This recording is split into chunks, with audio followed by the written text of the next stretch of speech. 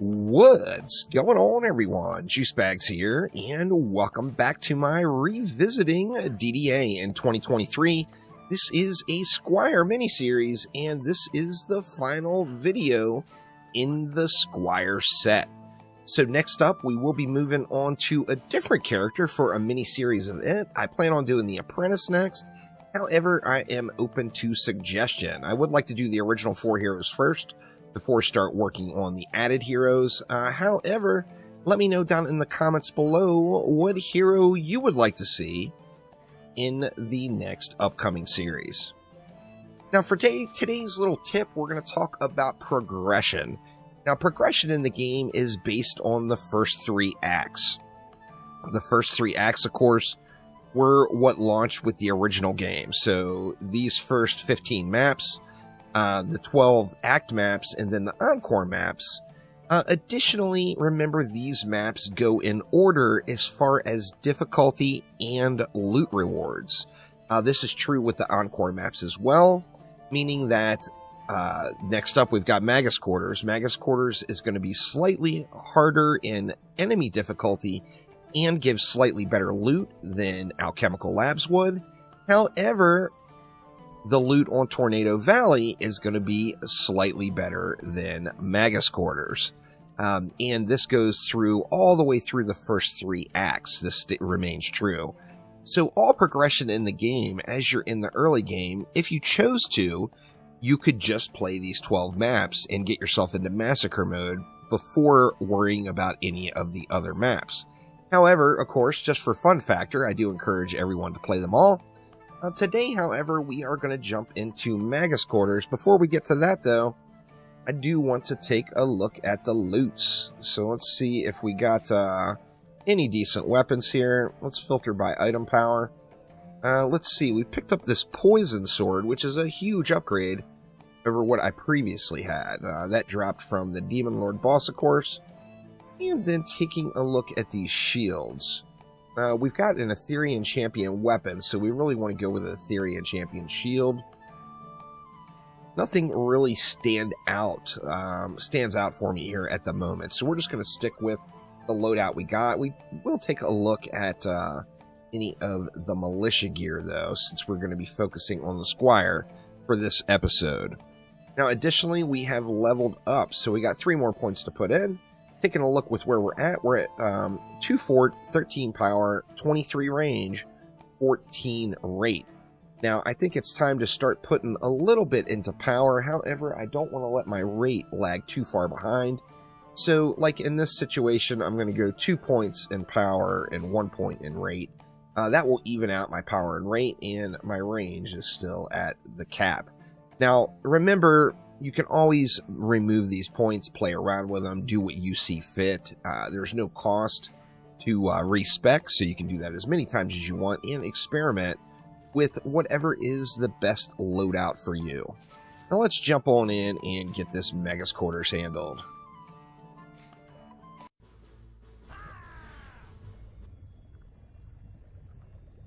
And here we go. This, of course, is a revisited map from Dungeon Defenders 1, as several of them are in Dungeon Defenders Awakened, and really quite a fun map. So let's see, what do we start off with? We got 200. So I could go with 3 harpoons, 1 harpoon on each lane, just to get things started, and I think we are going to go with a straight up turtle build. So let's go ahead and get 1 harpoon at each of the lanes. Oh, actually, we can't go with 3, huh? What do we want to do then? Well, we got 39 enemies. We could just handle these enemies ourselves. Let's take a look at where the ranges line up, though.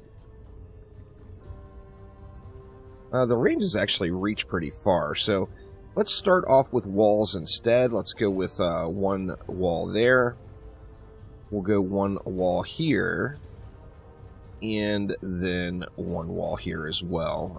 That gives me enough to put 1 harpoon down. So we'll just put 1 harpoon, say, over here.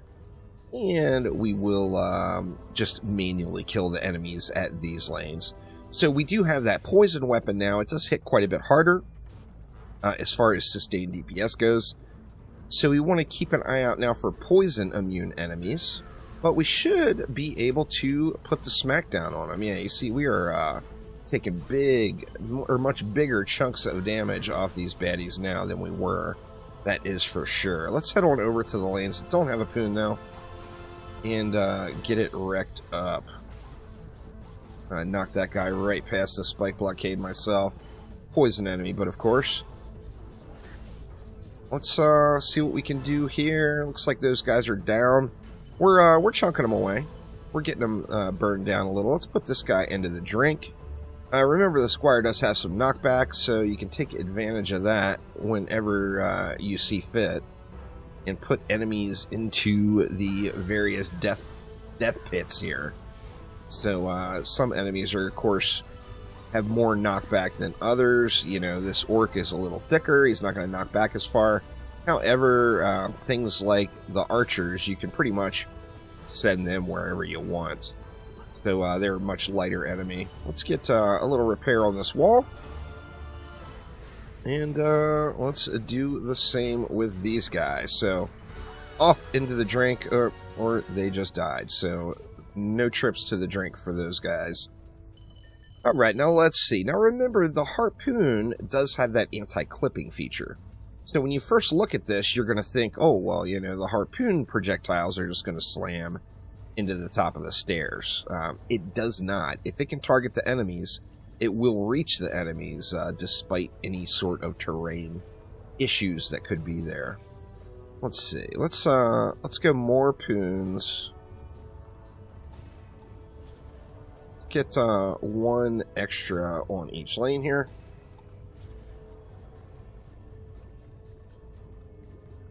Out of juice.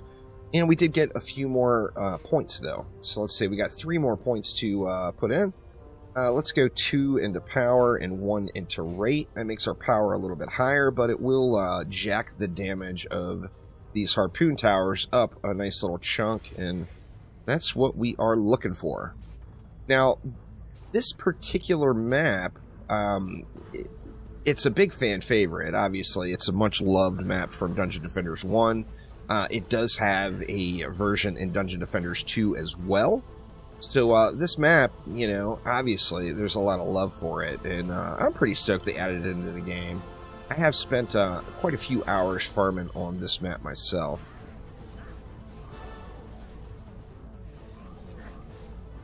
This, you see the ogres are starting to get a little bit thicker now. Even though we're doing more damage, the ogres are not to be played with.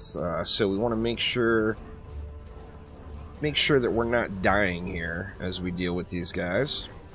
And we also want to make sure that he's not able to put too much damage into our walls. So I think, yeah, that ogre is down now. And we can move on and cycle through some of these other enemies. Now that we have some defenses in, of course, life is a little bit easier. We don't have to worry about rushing over to a particular lane to get the job done. So very, very nice. We still got lots of DU left, though, so let's throw down a few more harpoons to match us up with the other lanes. Just kind of trying to build everything out kind of symmetrical here. And I do want to get a sniper cannon or 2 down as well. But let's see. Let's see what we can do to build out the rest of this one. We got 3 poons now on every lane. So we got a nice bit of damage going out here. And are we going to have enough for a sniper cannon as well? We can go ahead and get our first sniper cannon down. Only going to be able to put 1 of those down. Now we got some big boom boom going on there. We should be able to clear these waves out a little bit quicker here. And we got some flyers coming in now, too, that we're going to want to make sure to pay attention to. That is for sure. Now, the harpoons do have a very wide shot pattern, which means, you know, those flyers are going to take some damage. We do have our ogre in, so let's go ahead and boost it up. See if we can't get this pack burned out. The pack is now slapped. We got Bobby 5557 swinging the heavy ham here. Go ahead and get healed up just a little, and then we will try to distract that guy a little further. being out of ogre cleave range before you get healed is always quite nice. That ogre actually got slapped, so no big urgent matters there to deal with on that one. We got 45 enemies left. We can actually just go ahead and start building it out, as I do feel like the lanes are going to hold with what we've got there now. So let's go ahead and get a sniper cannon on each of the lanes here. And we'll see what we've got left after that. Very, very nice. Now you notice we do have all of our defenses unlocked now. So they do unlock fairly early on the Squire. We've got the slice and dice. We've got all the stuff. The slice and dice is actually quite glorious, particularly once you get some runes for it. It does. It changes its effectiveness in form 100% and turns it into an entirely different species. So very, very nice stuff. Let's go ahead and get a bowling ball down here as well. This map, we are going to have a lot of bowling balls lost over into the lava. However, down a stair is kind of the perfect setup for a bowling ball. So that's what we're going to go with. We've got 3 left, which doesn't give me a whole lot. I can double blockade it just to use the DU. I do feel like using all of the DU would be quite important. Let's just go ahead and do that. We'll throw another blockade in the front. Now, both of these blockades, of course, are going to be getting hit by any ogre cleave damage, so we're not really getting a whole lot of effectiveness out of it, but the benefit we're getting is we're using all the DU. So for these final 2 waves, we're going to get that XP bonus for maxing out the available defense units. Let's get one more upgrade over here, and let's just let it fly. So looking pretty good here. I think we are decked out and should be able to smash through the rest of this one. You see the harpoons are covering the flyer lanes quite easily.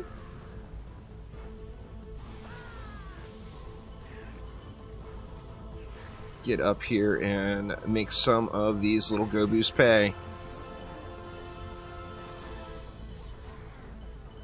Bowling balls rolling on down. Let's, oh, look at that. That ogre just got handled without making it through a wall. So good stuff there. That, of course, is the dream. To make it so that we don't have to sweat the ogres and getting over to them and repairing walls or distracting them or anything. And we can focus on just having a little fun, and then the tower defense element of the game, of course. Get a few more upgrades in. Get these harpoons hooning a little bit harder. Get one in there. And let's get another in right there as well. So we're looking pretty good. I think it's just a matter now of just waiting for the enemies to come. And we should be able to just beast through them. We've got quite an arsenal up top. This is not necessarily a build that I would necessarily go for in actual use. But of course I wanted to highlight a few of the different towers.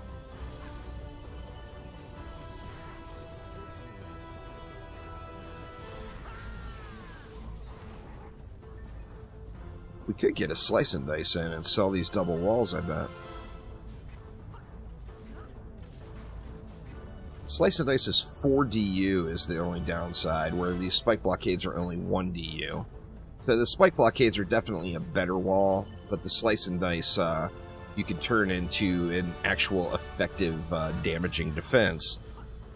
Once you get it runed up and ready to go, it's quite glorious, that is for sure. Alright, wave 4 just about wrapped up. We just got to let the rest of these guys roll on up. The harpoons are making light work of them. Bowling balls are getting some shots in. And then, of course, those sniper cannons are getting a little bit of work in as well.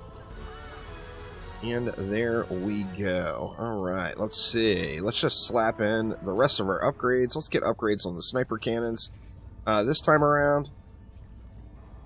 You know what? Let's hit the bowling balls too. Just because, why not? Bowling balls are fun. And there we go. The DU is spent. Let's let our final wave fly here. and get this little Squire mini-series all closed out properly.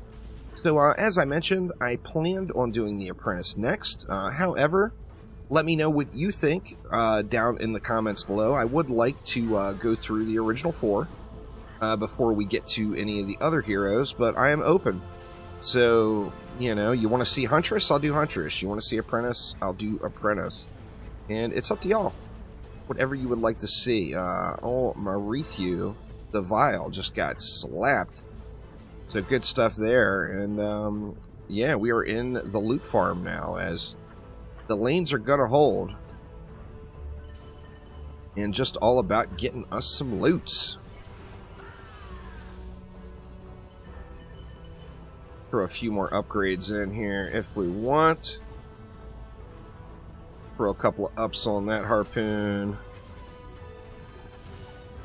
Get an upgrade on that one. And I think we got all of these upped already. Yeah, we do.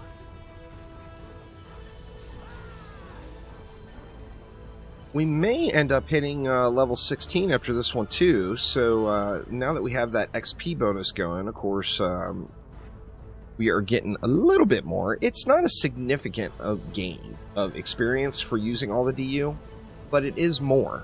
So if you're truly wanting to maximize your leveling experience and get leveled up as quickly as you can just through natural gameplay, then just always make sure you're using all of the available defense units.